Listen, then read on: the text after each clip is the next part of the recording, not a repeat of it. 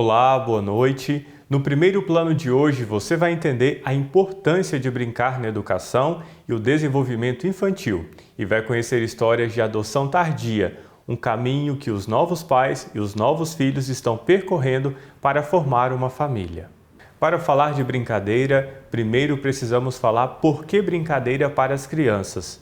Precisamos entender que criança hoje é vista como cidadã, com direito a brincar e ao brinquedo. A importância dos jogos e das brincadeiras na educação infantil é tão consolidada no universo escolar quanto o uso dessas atividades no cotidiano familiar. As atividades incentivam as crianças a pensarem em estratégias para superar desafios, deixar o jogo mais divertido ou até criar novas brincadeiras que estimulam o desenvolvimento. Além disso, os jogos e as brincadeiras permitem que as crianças construam relações afetivas com os colegas e desenvolvam o autoconhecimento.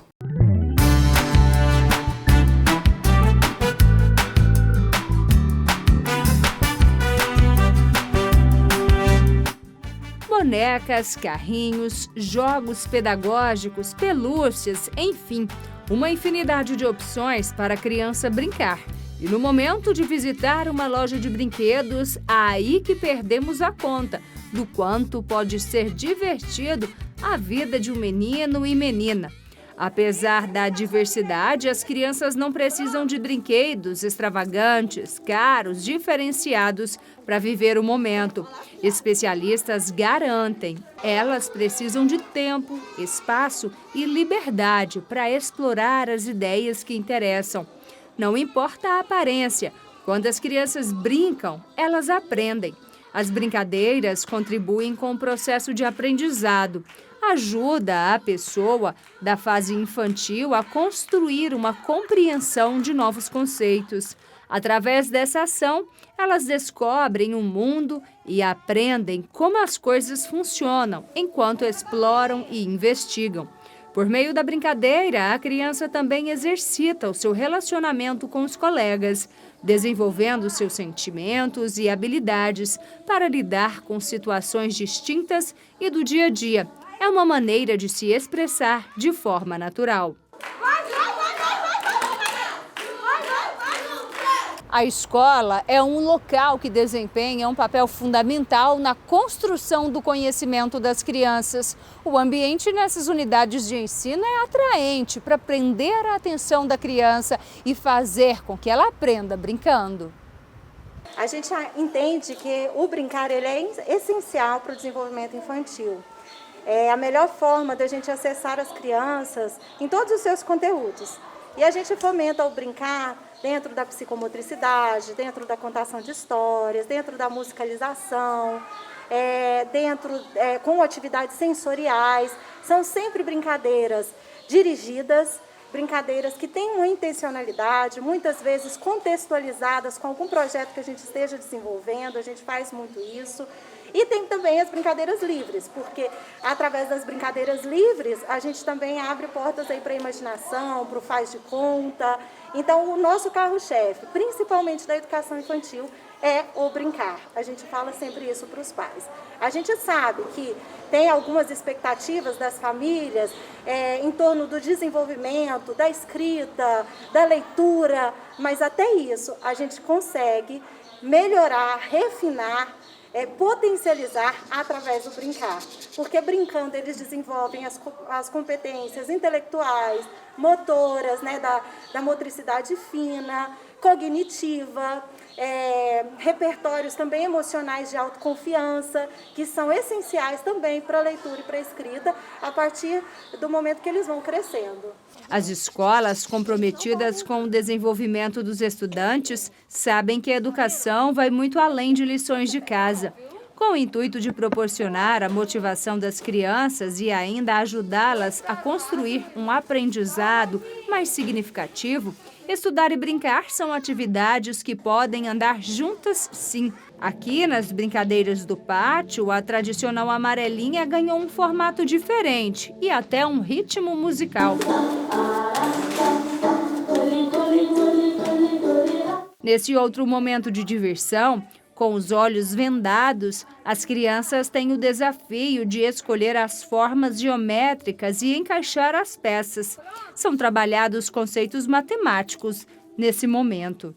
Essa outra opção foram usados materiais simples que exigem equilíbrio, concentração e outras brincadeiras simples que trabalham várias coisas, inclusive a coordenação motora, o equilíbrio, sequência numérica, noção espacial, lateralidade, entre outras.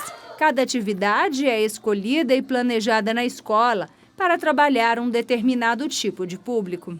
Algumas vezes as atividades elas são contextualizadas com algum projeto que a gente esteja desenvolvendo. Então, por exemplo, se a gente está trabalhando o meio ambiente, a gente vai desenvolver algumas atividades que sejam relativas ao meio ambiente. A gente fala atividade, mas são brincadeiras, né? Para as crianças todas são brincadeiras, que são atividades envolvendo a psicomotricidade. E a atividade, por exemplo, também alimentação saudável. A gente vai desenvolver alguma brincadeira com esse repertório da alimentação saudável. Muitas vezes as famílias não conseguem pensar ou bolar, planejar algumas atividades assim, que sejam mais ricas, mais completas e que passeiem por todos esses campos que as crianças precisam para desenvolver a parte das habilidades, a parte da autoconfiança, dos aspectos emocionais. Apesar do aprender brincando fazer parte do planejamento de muitas instituições de ensino, para as crianças, esse também é um momento inesquecível. Brincar faz parte do dia a dia e na escola não é diferente. Aqui, eles têm momentos só para esse instante especial. Além de aprender muito na escola, aqui também é um local onde as crianças podem e devem brincar. A Ana Luísa tem apenas 7 anos e vai contar pra gente qual que é a brincadeira preferida sua. Zumbi. Como que é essa brincadeira? Uma pessoa vai dormir, as pessoas vão subir no brinquedo, aí a gente bate palma quando acordar, aí quando a pessoa pegar a outra pessoa seja o zumbi. E o Arthur também tem 7 anos e confessa, vai contar pra gente agora qual que é a brincadeira dele preferida aqui na escola. Pique-pega. Como que é brincar de pique-pega? Como que acontece essa brincadeira? A pessoa tem que correr atrás da gente. Quem pegar é o próximo, que pega. Você é melhor correndo de alguém que está tentando te pegar ou você é melhor tentando pegar alguém? Correndo. A Mel, que também tem apenas 7 anos, já sabe que através das brincadeiras ela acaba absorvendo algo a mais que o simples fato de se divertir. Ela também aprende. Você acha que a brincadeira é algo bom? Como que você se sente quando você brinca? Eu me sinto feliz. Pesquisas garantem que as brincadeiras frequentes e diárias podem ajudar a reduzir a ansiedade, o estresse e a irritabilidade, sem contar que ajuda a aumentar a alegria e a autoestima. Brincar também faz parte da saúde das crianças. Entre as principais vantagens, até ajuda a melhorar o sistema imunológico. E quem vai explicar para a gente sobre isso é o médico pediatra, Dr. Ronaldo Moura. Doutor, muito obrigada por nos receber, por falar conosco. Explica para a gente de que forma que a brincadeira ela consegue melhorar e ajudar no sistema imunológico das crianças. Olá. Olá, um prazer estar falando com vocês. A brincadeira faz parte de uma oportunidade que a gente tem de estimular o desenvolvimento da criança, tanto o desenvolvimento motor quanto o desenvolvimento cognitivo e até mesmo que ela tenha contato com o ambiente e desenvolva tolerância imunológica. Quando a gente fala do sistema imunológico, a gente sabe que hoje nós vivemos uma realidade também bem frequente que é com relação ao sedentarismo, algumas brincadeiras, inclusive, né, pique-pega, pique-esconde, que são brincadeiras que a criança exercita, também são importantes para evitar o excesso de gordura na infância? Sim, nós temos cada vez mais um hábito de vida muito sedentário, tanto nós adultos quanto as crianças, uma alimentação muitas vezes rica em produtos industrializados, alimentos industrializados, Então é uma oportunidade, a brincadeira é uma oportunidade da criança se exercitar, fazer atividades aeróbicas que a gente fala, né, que seriam atividades de correr, de pular e evitar o sedentarismo, evitar assim a obesidade, o sobrepeso a longo prazo. Quais são os principais problemas que o sedentarismo, a obesidade pode evoluir aí no caso das crianças? O problema do sedentarismo e da obesidade na infância é porque nós temos uma expectativa de vida cada vez maior. Então hoje os brasileiros vivem em média 76, 80 anos. Então essa criança que tem lá 1, 2 anos vai viver pelo menos 80 anos com sobrepeso, com a obesidade, e isso vai ter prejuízos a longo prazo. Então lá no fim da vida a qualidade de vida vai ser muito ruim, porque ela pode desenvolver hipertensão arterial, diabetes, distúrbios do colesterol e aí por aí vai. O ato de brincar pode ser observado aí pelos pais, pode acontecer na presença dos pais para ajudar no desenvolvimento também da criança. Isso quando eu falo assim, por exemplo, um bebê. Desde aquela primeira fase ali, é importante brincar com a criança e para ajudar no desenvolvimento? Sim, sempre é uma oportunidade de estimular o desenvolvimento. E é importante que os genitores ou os cuidadores estejam envolvidos nesse processo, porque faz parte também do processo de socialização da criança, tanto com outras crianças, quanto com as pessoas que cuidam, as pessoas que estão responsáveis por ela. Brincar em excesso faz mal? Nunca faz mal. O que faz mal é a criança fazer coisas que não é de criança, que seria trabalhar, ter obrigações rígidas de horário. Isso não é uma atribuição da criança, né? Tem até uma frase de um autor famoso, criança não trabalha, a criança dá trabalho. E brincar muito faz muito bem para a criança. Especialistas garantem que devemos brincar com as crianças desde o seu nascimento. Além de ser divertido, esse contato proporciona diversos benefícios. Entre eles, estimula o conhecimento do próprio corpo, a força, a elasticidade, o desempenho físico, favorece o raciocínio, estimula a criatividade e a imaginação. A Camila é mãe de primeira viagem. A Maitê, filha dela, tem apenas 7 meses de vida. E o ato de brincar faz parte da rotina da família. A menina demonstra que realmente adora esses momentos regados de beijos, abraços e gargalhadas. Camila acredita que, além de ser mais uma forma de se divertir com a filha, ela percebe melhorias através das brincadeiras. Desde pequenininha, eu sempre ensinei a Maitê a brincar. Sempre deixei próximo a ela algum brinquedinho, por mais que ela ainda não tinha aquela habilidade de estar pegando o brinquedo, de estar manuseando, mas eu sempre deixava algo próximo a ela. Com o passar do tempo, ela já começou a ter o desenvolvimento, a pegar os brinquedinhos, né? Então eu comprei aqueles chocalhozinhos, né, para ela fazer os barulhinhos e chamar a atenção. E assim, aí ela já desenvolveu melhor. Eu sempre deixava ela no tapetinho no chão para ela aprender também na verdade, a fortalecer, né, o pescocinho dela, trabalhar o engatinhar dela. E assim, hoje ela desenvolveu muito. Ela brinca bastante, ela já pula, ela consegue pegar os brinquedinhos, ela sabe diferenciar os brinquedos, quais são os melhores. Eu observei que o brincar para ela trouxe bastante desenvolvimento, né? Vi essa importância desde o primeiro momento e hoje eu falo com toda certeza. Realmente, a brincadeira faz uma diferença muito grande no desenvolvimento da criança. Quando a Camila sai do trabalho, ela confessa que procura passar todo o tempo grudada na filha. Como os meus pais moram no interior, então a gente está sempre indo para lá. Quase que todo mês eu dou um pulo lá na casa dos meus pais. Então ela tem esse contato com viagem, com a casa dos meus pais, com fazenda. Aqui também eu trabalho durante a semana. Eu não tenho tempo disponível para ela durante a semana. Mas a Maitê fica com o pai dela, com a avó.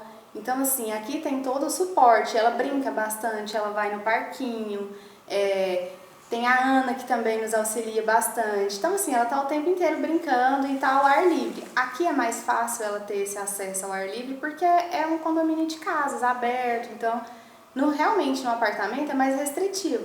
Mas, assim, quando eu estou com ela, a gente vai para parquinhos, os finais de semana, e aqui, durante a semana, ela tem todo acesso ao ar livre, aos parquinhos. Qual que é a sua brincadeira preferida com a Maitê?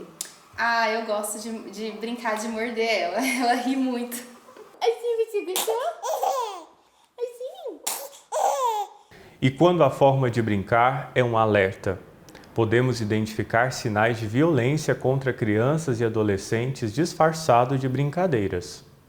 É através dessa ação comum do dia a dia que alguns meninos e meninas conseguem se expressar quando o assunto é a violência. Os tipos de agressão mais comuns em crianças e adolescentes no Brasil são negligência, maus tratos ou espancamento, ainda a violência física e sexual. Dados revelam que nas situações de violência física são as pessoas mais próximas que acabam cometendo o crime, como a própria mãe, o pai ou padrastos. Nos abusos sexuais, os autores geralmente são homens, sendo cerca de 90% o pai ou o companheiro da mãe.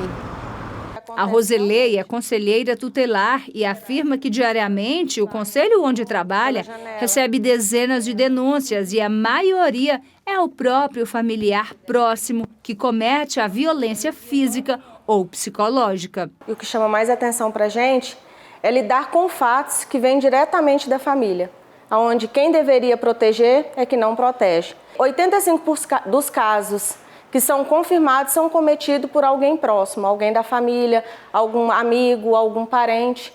Então, para nós, a dificuldade, enquanto conselheiro tutelar, é lidar com essa situação. Do que a gente tem aqui, tem o abandono, né? Seja ele o abandono físico ou psicológico. Nós temos as denúncias de maus tratos, né? Que pode ser o físico ou o mental. E temos também as denúncias de abuso sexual. Eles chegando aqui, a primeira coisa que a gente tem que mostrar para ele é que eles estão num local seguro. E que eles têm que ter a confiança que nós estamos aqui para poder ajudar. E depois fazer os encaminhamentos, que o primeiro, dependendo da situação, é o encaminhamento médico ou psicológico. Há mais de 20 anos, os conselhos tutelares existem e, apesar do tempo, ainda são pouco compreendidos. São mais de 5.000 espalhados pelo país, mas ainda nem todos os municípios contam com esse órgão que é fundamental na defesa dos direitos de crianças e adolescentes. Cabe a esse órgão receber e acompanhar casos de crianças ou adolescentes que estejam com seus direitos ameaçados ou violados. Bem, o conselho ele age quando tem uma denúncia, a gente vai apurar os fatos, né, para ver qual tipo de violação aquela criança sofreu e assim a gente encaminha para os órgãos competentes, tanto para a delegacia quanto atendimento com CREAS, CRAS, que é o sistema de psicólogo para a criança, né, para ela tratar aquele dano que ela sofreu. Toda a sociedade pode contribuir com o trabalho de alguns conselhos tutelares, fazendo as denúncias através de e-mail, telefone fixo e celular, e até de forma presencial. Mas você, de qualquer lugar do Brasil, pode fazer a sua denúncia de violação dos direitos através do Disque 100. Pode ser através de denúncia, tanto diretamente para o conselho, porque nós somos 6 conselhos em Goiânia, para qualquer um desses conselhos, sendo de forma telefônica ou de e-mail, ou através do Disque 100, né, que é a Central Nacional, e lá são distribuídos para cada região. Estudos revelam que, através de algumas brincadeiras, as crianças desenvolvem a inteligência emocional. Por exemplo, algumas, como vestir fantasias, criar personagens e encenações, são excelentes formas de expressar sentimentos com segurança. Um outro tipo de brincadeira bem presente na vida das crianças são os desenhos. Muitas se divertem e deixam a imaginação livre para colocar em um pedaço de papel o que tem vontade. Coloridos ou não, os desenhos, por mais simples e singelos que possam parecer, ajudam também no desenvolvimento da criança. E é uma ação que pode ser feita por meninos e meninas de todas as idades. Além de divertir, as imagens produzidas podem ser uma grande fonte de informação sobre o dia a dia, por exemplo. Recentemente, em Goiás, uma criança relatou um abuso por meio de um desenho, entregue para uma professora em uma escola de Itumbiara, na região sul de Goiás. A Polícia Civil disse que o caso aconteceu durante uma ação sobre o combate ao abuso infantil no mês passado. Na imagem, a menina desenhou um abusador saindo de um quarto com a esposa e indo até o quarto dela. Esse não é um caso isolado. Infelizmente, situações como essa são bem frequentes. Depois disso, o caso foi encaminhado ao Conselho Tutelar e à Polícia Civil. O Conselho ele age quando tem uma denúncia, a gente vai apurar os fatos, né, para ver qual tipo de violação aquela criança sofreu, e assim a gente encaminha para os órgãos competentes, tanto para a delegacia quanto atendimento com CREAS, CRAS, que é o sistema de psicólogos para a criança, né? Para ela tratar aquele dano que ela sofreu. A Viviane é psicóloga e trabalha na Delegacia de Proteção à Criança e ao Adolescente em Goiânia. Diariamente, ela convive com problemas sérios envolvendo esse grupo de pessoas. A vivência de situações traumáticas, como o abuso sexual durante a infância e adolescência, pode acarretar sérios prejuízos, tanto ao desenvolvimento infanto-juvenil quanto à vida adulta, com repercussões cognitivas, emocionais, comportamentais, físicas e sociais, que variam para cada indivíduo. A psicóloga esclarece que é fundamental que os adultos fiquem atentos quanto à mudança de comportamento. O que a gente vê todos os dias, né? Que tem as brincadeiras que são saudáveis e as brincadeiras que precisam de um alerta. Os pais hoje, eles precisam orientar os filhos o tipo de brincadeira que ele pode ter na escola.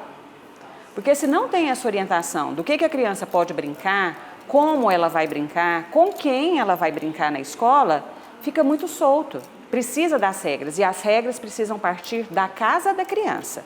O que a família entende que a criança pode e não pode fazer.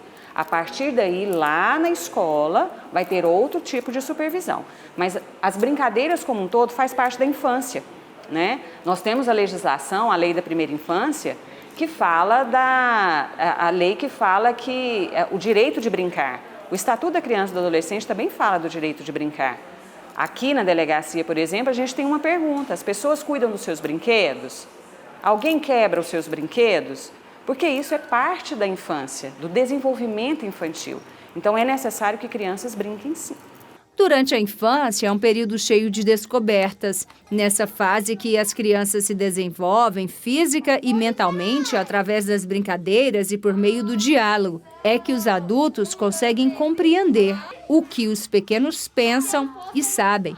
O diálogo de um menino e uma menina revela muito sobre a maneira de pensar e agir. A criança sempre apresenta, a criança sempre traz uma informação.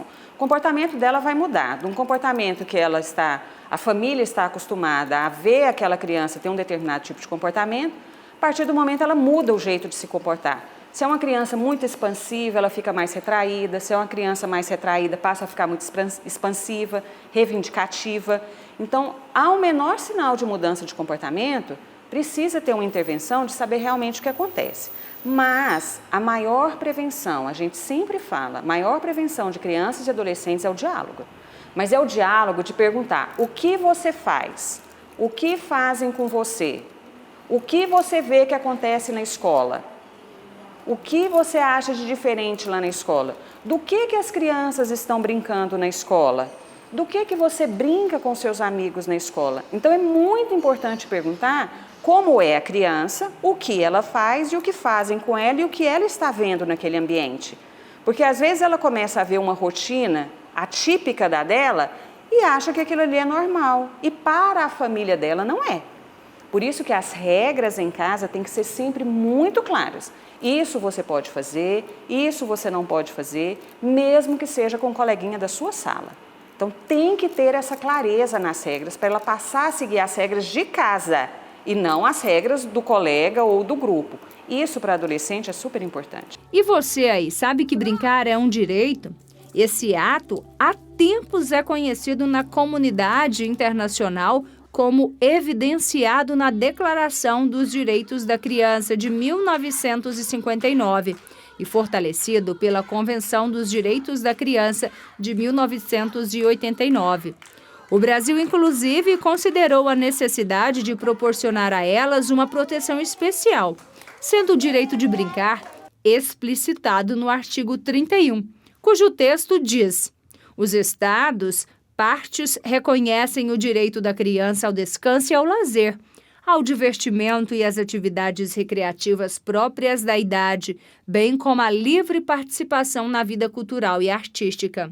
Os Estados partes devem respeitar e promover o direito da criança de participar plenamente da vida cultural e artística e devem estimular a oferta de oportunidades adequadas de atividades culturais, artísticas, recreativas e de lazer, em condições de igualdade. Então, vamos todos juntos fazer valer o direito das crianças. Vamos amar, respeitar e, claro, nos divertir com elas.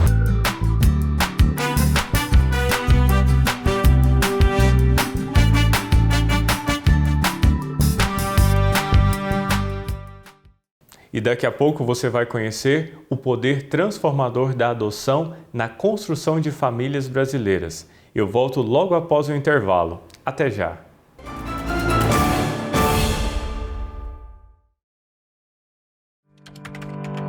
Você conhece a loja virtual do Pai Eterno? Lá você encontra muitos produtos de evangelização. Além de ser um espaço de compra seguro, ainda tem formas de pagamento facilitado. Você e sua família podem investir e adquirir produtos e, ao mesmo tempo, colaborar com nossa obra de evangelização. E tudo chega com segurança no conforto da sua casa. Acesse lojapaieternoo.com.br ou ligue para nós, 62 3506 9800. Faça parte dessa família de amor.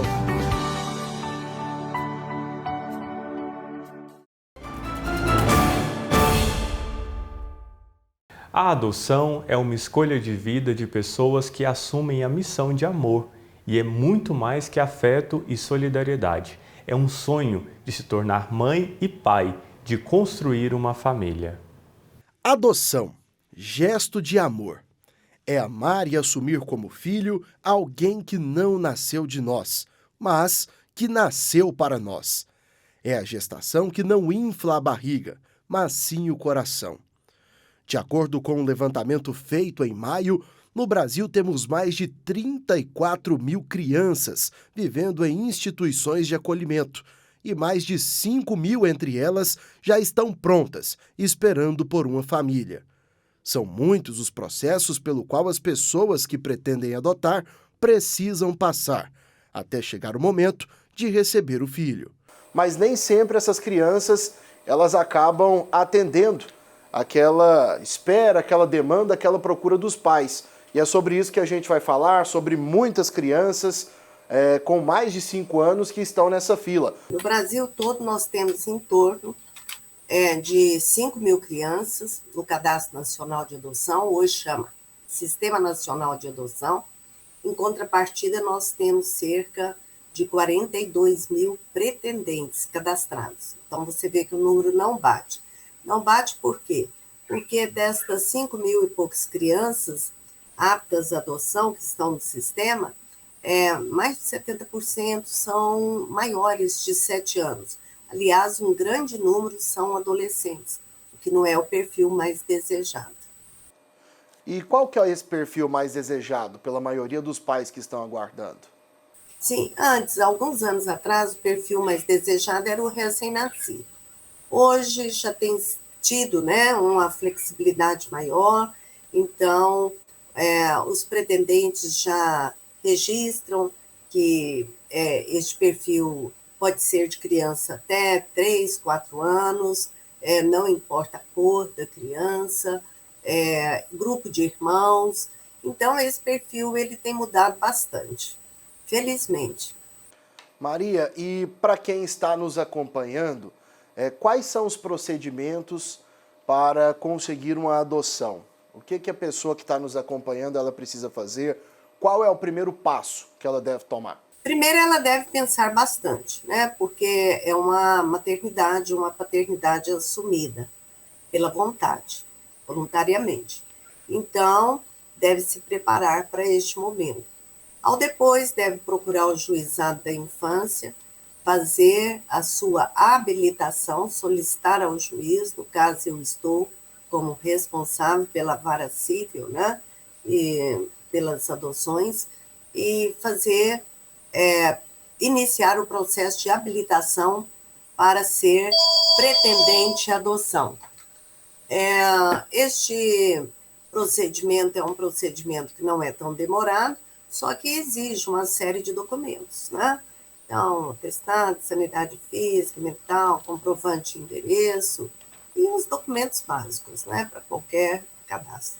Queria que você falasse um pouco mais sobre as campanhas, né, incentivando essa adoção em todo o Brasil. Se existem muitas campanhas atualmente, os resultados, né, dessas campanhas têm sido positivos? Sim. Em todo o Brasil são desenvolvidos programas pelos tribunais de justiça incentivando as pessoas à adoção, principalmente para que ela possa alterar aquele perfil antes exigido, que era somente recém-nascido. Então, nós temos aqui, em todo o Brasil, programas voltados, né, à adoção tardia, a sensibilizar a sociedade, a procurar crianças mais velhas. E também nós temos desenvolvido, principalmente aqui em Goiânia, na capital, e já estamos também instalando nas comarcas do interior, programas de entrega legal para adoção, que é aquela mãe que está gestante ou já deu à luz e não possui nem a vontade ou condições para cuidar da criança, então ela, ao invés de entregar a terceiros, a pessoas que ela não conhece, que não tem qualquer segurança, ela entregue legalmente, que é ao juizado da infância e juventude. Como já percebemos, são muitas as etapas até chegar ao momento do encontro com o filho adotivo. Existe todo um processo que precisa ser realizado para que no futuro não haja nenhum tipo de problema. E nem todo o processo de adoção ele acontece com muita facilidade. Existem vários exemplos de pessoas que encontraram certa dificuldade para conseguir adotar uma criança. E estamos aqui com uma pessoa para falar a respeito disso, a Kathleen, está aqui com a gente. Muito bom tê-la conosco nesse bate-papo, Kathleen. E eu queria que você explicasse, né, sobre o processo de adoção da Tayla, uma criança que vocês adotaram já com 7 anos, né? Sim. Ela foi uma criança que foi abandonada, assim, tirada dos pais, já tinha 3 anos de idade, né? Era situação de rua. E por que o processo ele não é fácil? Igual no caso dela. Por que ela se tornou uma criança tardia no abrigo? Que eles explicaram para nós na época. Devido a eles tentarem, que eles têm prioridade para poder tentar recuperar a criança com a família biológica. E nessa tentativa vai passando o tempo, vai passando o ano e a criança vai crescendo no abrigo. Aí até que eles conseguem destituir da família biológica, chega no caso da Tayla, onde ela já se encontrava com 7 anos. E eles já começam a perder as esperanças da criança até ser adotada. Porque a maioria das pessoas, elas querem o quê? Um bebezinho. Porque muitas não teve aquela experiência de passar por um bebê em casa, de ver crescendo, então eles querem um bebê. Aí aquelas crianças mais velhas vão ficando mais tempo, que é o que no abrigo, para as crianças, é o que é mais difícil. É o lado da criança, né, onde é mais difícil. E o lado de quem quer adotar, que às vezes quer um bebê, igual no caso dela quando era bebê, não podia ser adotada porque eles ficavam buscando, né, alguém da família biológica que a quisesse. Aí é onde entra os dois lados de complicação, né? O lado que quando era bebê não teve como adotar porque ficavam tentando restituir, e o lado que ela cresce e a maioria das pessoas não querem uma criança tardia. Na época, eu e o meu esposo, na época a gente era casado ainda, nós já queríamos realmente uma criança maior. E me conta, como é que foi esse processo, né, de adaptação, como é que está sendo? Já são praticamente 4 anos. Né, de convivência com a Tayla. Vocês já tinham um filho? Como é que foi essa aceitação? Como é que eles se dão durante o dia a dia? Conta um pouco mais pra gente. Os dois se dão muito bem. Desde os primeiros dias se dão muito bem, mas a adaptação, eu gosto de falar que é algo que é todo dia. Eu acho que é algo que vai ser para sempre. Ela faz acompanhamento, né, com psicólogo. Durante o tempo da pandemia foi o mais difícil, porque não tinha, né, esse acompanhamento, então ela deu assim, uma atrasadinha no desenvolvimento. Mas ela já veio assim, com alguns problemas, começou a desenvolver alguns déficits por falta de convivência familiar. Veio até com um relatório falando que por falta de convivência familiar ela estava criando alguns déficits, porque é um lugar onde é muitas crianças todo dia com poucos cuidadores para ajudar. Então falta aquela questão do carinho, de colocar no colo, de abraçar. Então eu falo que a adaptação é todo dia. No início, ela teve essa dificuldade de me associar como mãe, porque eu era como se fosse uma cuidadora também, né, para ela. Tinha aquelas mesmas regras, tem a hora de banhar, tem a hora de se vestir. Acho que acaba sendo difícil para os dois lados. Isso, né? Aí assim, você tem que adaptar com o jeito da criança, com as manias que ela tem, porque é uma criança que vem cheia de trauma, é uma criança que vem com muitas dificuldades, é uma criança que ela sempre vai ter medo do abandono. Se, assim, para dar um exemplo, a gente ia em pracinha até pouco tempo atrás, a gente fosse em uma praça, e ela perdesse nós um pouquinho de vista, ela já desesperava e começava a chamar, né, o irmão dela, meu outro menino, falando, será que o papai e mamãe deixou a gente? Será que vocês não foram embora e deixou a gente? Ela tem esse medo de deixarem ela, sabe? Dela ficar sozinha. Aí no início ela demorou um pouco a associar isso, que no início para ela era como se ela não tivesse lar, mesmo ela estando aqui. No início, qualquer pessoa chegasse e falasse assim, não, vamos lá para casa passar um mês, ela ia, para ela não fazia diferença. Ela era uma criança que não tinha lugar. Hoje não, hoje ela sabe que o lugar dela aqui, ela sabe que se ela tem um problema, ela pode me procurar, ela sabe que se ela precisar, ela pode ligar para o pai dela, ela sabe que tem o pai dela, hoje ela já consegue associar isso. A história da Taíla retrata de muitas outras crianças, das mais diversas idades, que acabam ficando longe dos pais pela falta de capacidade deles em dar os cuidados necessários, pelos mais diversos motivos. No Brasil, são muitos os casos de recém-nascidos abandonados ou entregues de forma ilegal para alguma pessoa aleatória. O residencial Niso Prego, em Goiânia, é uma instituição de acolhimento para menores, que recebe crianças de diversas idades e que precisam de cuidados. Uma outra situação muito importante nesse tema de adoção é ressaltar as formas legais como tudo deve ser realizado, tanto para quem adota, como também para quem resolve fazer uma entrega. E estamos aqui com a Leda Luz para falar com a gente a respeito disso, porque existe uma forma de entrega legal. Durante a gestação mesmo, a genitora já pode procurar a vara da infância para manifestar e oficializar, né, judicialmente esse interesse de realizar a entrega legal. Ela é acompanhada por uma equipe multidisciplinar, né, da vara da infância, e após o nascimento da criança, passa por audiência, né, para oficializar essa entrega, e ela tem o prazo de 10 dias, de até 10 dias para se arrepender, para voltar atrás, né, e rever, né, a situação. Após esse período de 10 dias, aí ela não tem mais, né, o direito, porque a criança é colocada no Cadastro Nacional de Adoção para ser entregue a uma família que esteja habilitada no Cadastro Nacional de Adoção, para assumir, né, os cuidados e a guarda daí em diante. Existe prazo para se formar uma família? A adoção tardia nos mostra que nunca é tarde para adotar um filho e para realizar o desejo de se tornar pai e mãe. Nunca é tarde para amar. Mesmo com a vontade de assumir um papel de extrema responsabilidade, existem casos em que os pais ou mesmo a criança acabam não se adaptando à nova moradia e às novas condições de vida.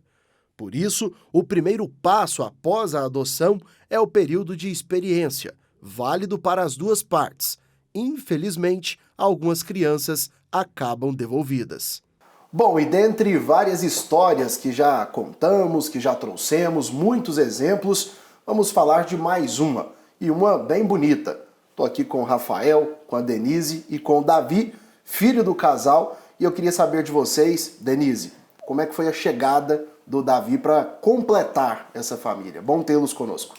A gente tinha aquela ideia de que o recém-nascido era mais fácil de cuidar, se sentia mais como integrante da família e tal. Detalhes assim. Só que a gente começou a participar de um grupo de apoio à adoção. E nesse grupo de apoio, onde a gente foi adquirindo mais conhecimento, convivendo com outras pessoas, né, e conhecendo a experiência delas. E foi quando a gente foi se abrindo para uma idade um pouco maior. Apesar que 3 anos era o nosso perfil. Ainda é uma idade pequena ainda. Só que a gente já estava em processo já eu já tinha um tempo já que a gente vinha conversando para aumentar o nosso perfil, só que aconteceu dele chegar antes disso de fato acontecer, da gente ir lá e realmente alterar o processo. Mas faz diferença, porque apesar dele ter 3 anos, quando ele chegou já com muita independência. Ele chegou já desmamado, desfraldado, e isso assim me surpreendeu muito positivamente. Tanto que eu sempre comento, hoje, quando a gente for entrar para a fila de novo, porque a gente pretende, a gente não tem intenção mais nem de pegar recém-nascido, bebê, a gente pretende já uma criança maiorzinha mesmo. Certo. Rafael, como é que foi o momento em que você recebeu a ligação, sabendo que o Davi estava chegando? Na verdade, quem recebeu a ligação foi a minha esposa, eu estava até num cliente meu, né, trabalhando, e aí ela recebeu essa ligação de uma amiga nossa, que é desse mesmo grupo de apoio, né? E... Só para completar, é porque recebemos uma ligação dessa amiga porque participamos do grupo de apoio e nele tem a busca ativa. Isso. E o Davi chegou pra gente através dessa busca ativa.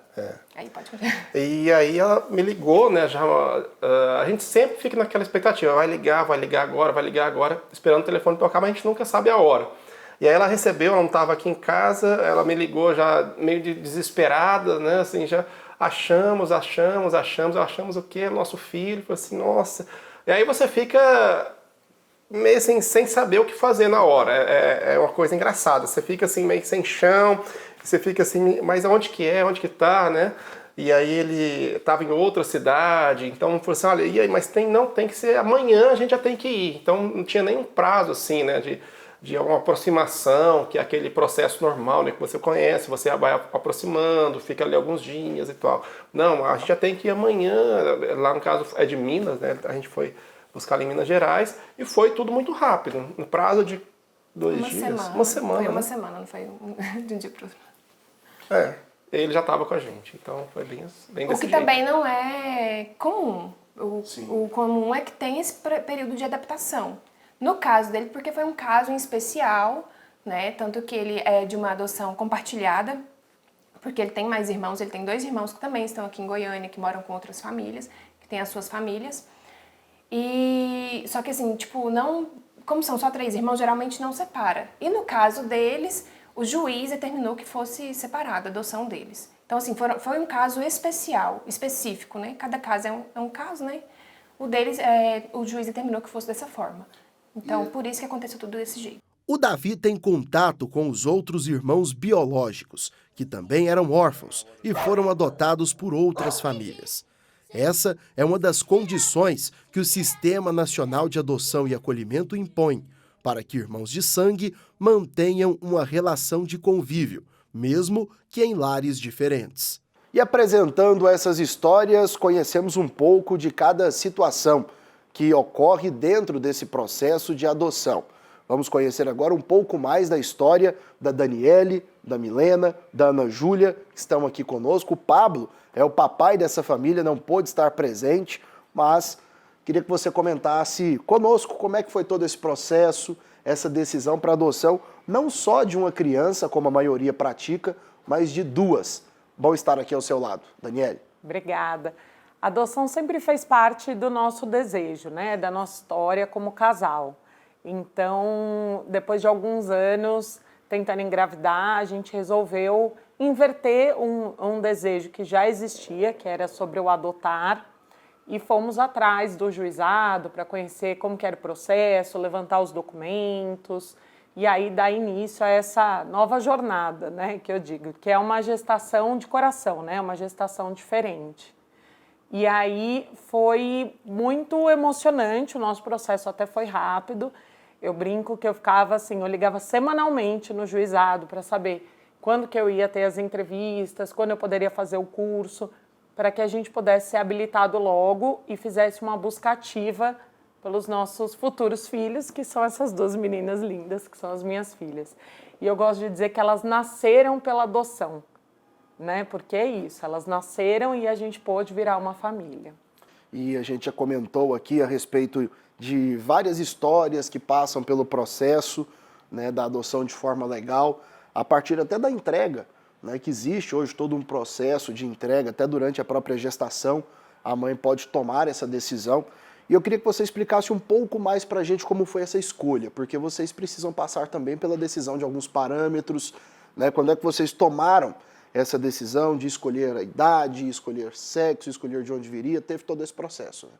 Teve todo esse processo. Na verdade, esse primeiro relatório que a gente faz ali no juizado, eu achei ele muito difícil, né? Porque quando a gente começa a decidir a característica de um filho, a idade, de onde ele vai vir, se ele tem doenças tratáveis ou não tratáveis, te coloca numa situação que gera até um pouco de culpa, assim, no fundo, né? Como se a gente quisesse escolher o filho perfeito, né? Então, assim, e uma coisa que foi muito importante, legal nesse processo lá, foi o suporte que eles deram, a ponto de dizerem, coloquem aquilo que vocês acham que vocês de fato são capazes de viver e cumprir, né? Então, acho que isso foi fundamental.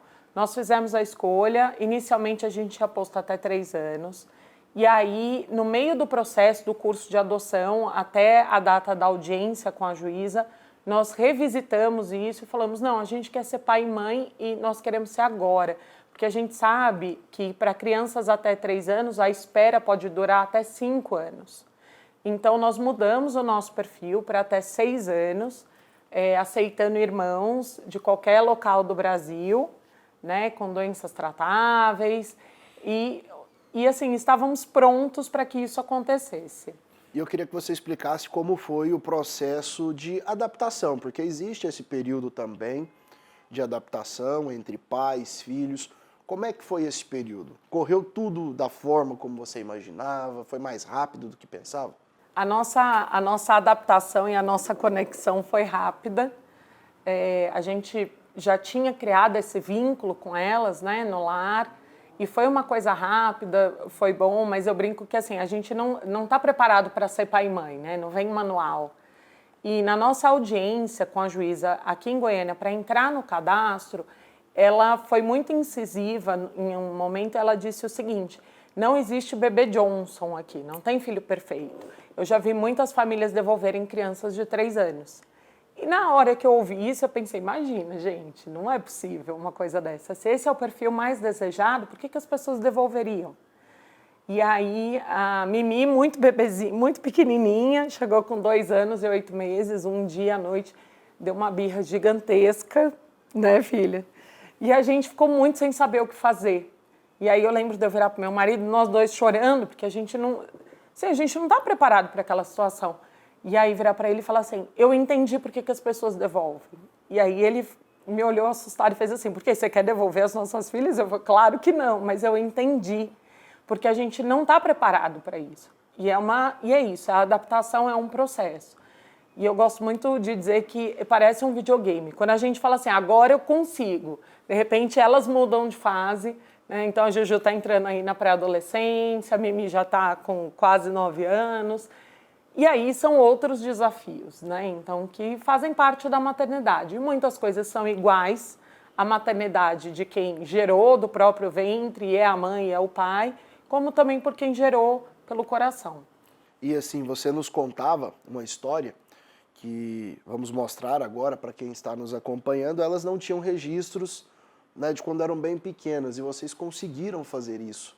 Sim, a gente criou um álbum, a Juju sempre sentiu muito que não tinha foto dela neném. E assim, não é uma coisa que eu teria como resgatar. Então, 1 ano depois da chegada delas, a gente fez um álbum newborn, né, como se elas fossem nenéns. A gente construiu um berço, meu marido pintou ele de branco, uma caixa de madeira grande, pintamos de branco, contratamos um fotógrafo para que a gente pudesse registrar esse nascimento, né? Então, simbolicamente, tem a Milene e a Ana Júlia deitadas em cima da minha barriga, elas dentro desse berço, como se fossem nenéns, para que a gente pudesse trazer esse registro desse nascimento para a gente. Por isso que eu gosto muito de usar o termo que eu não adotei minhas filhas. Elas nasceram para a gente, né? Elas nasceram pela adoção. Atualmente, quanto mais idade a criança vai adquirindo, mais complicado se torna o processo. Primeiro, porque a maioria dos pais que estão na fila aguardando por um filho tem preferência por crianças menores de 5 anos. Além disso, pelo costume criado nas instituições de acolhimento, a adaptação se torna mais difícil. Assim, todos os acompanhamentos é feito com a criança hoje. Por exemplo, nós somos a única instituição acolhedora do município que acolhe crianças. Acolhemos crianças de 0 a 12 anos. A partir daí, se a criança ainda não tiver tido a oportunidade de ser colocada em uma família substituta ou retorno para a família de origem, ela vai para outra instituição que acolhe adolescentes. Lá é até os 18 anos, né? E completando 18 anos, não tiver definido, né? Tem casos também de crianças, adolescentes que já não aceitam mais uma família, né? Já conviveu tanto em instituição, né, que gera também essa dificuldade de aceitar uma família. Então, mas durante esse período, a criança, o adolescente é acompanhado, né, é proporcionado, viabilizado cursos de formação, de orientação, né, para o adolescente, já até, né, aos 18 anos se tornar um adulto, ter autonomia também, né, para manter o próprio cuidado, né, assumir a autonomia, a sua autonomia de vida. Então, esse período que a criança fica acolhida é proporcionado, né, favorecido o desenvolvimento, né, da criança, do adolescente, porque são poucos os casos que a gente trabalha no sentido realmente de proporcionar a convivência familiar para a criança e para o adolescente, né? Pouquíssimos casos, né? Às vezes quando a criança já é acolhida já adolescente, então tem uma grande dificuldade, né, às vezes de adaptação. Então é proporcionado a esse adolescente, né, uma formação intelectual, profissional, né, para ele assumir, né, desenvolver a sua autonomia. Se você quer ser pai e se você quer ser mãe, abra o coração para adoção, converse com outras famílias, participe de grupos, abra o coração para adoção tardia, para adoção de irmãos. Você vai se realizar, né? Eu acho que nós como pais, nós aprendemos diariamente com os nossos filhos, a troca é muito rica mas e o medo, né? Porque muita gente tem um medo em relação à adoção. Gente, o perrengue na maternidade existe e é igual para todo mundo, mas ele vale a pena.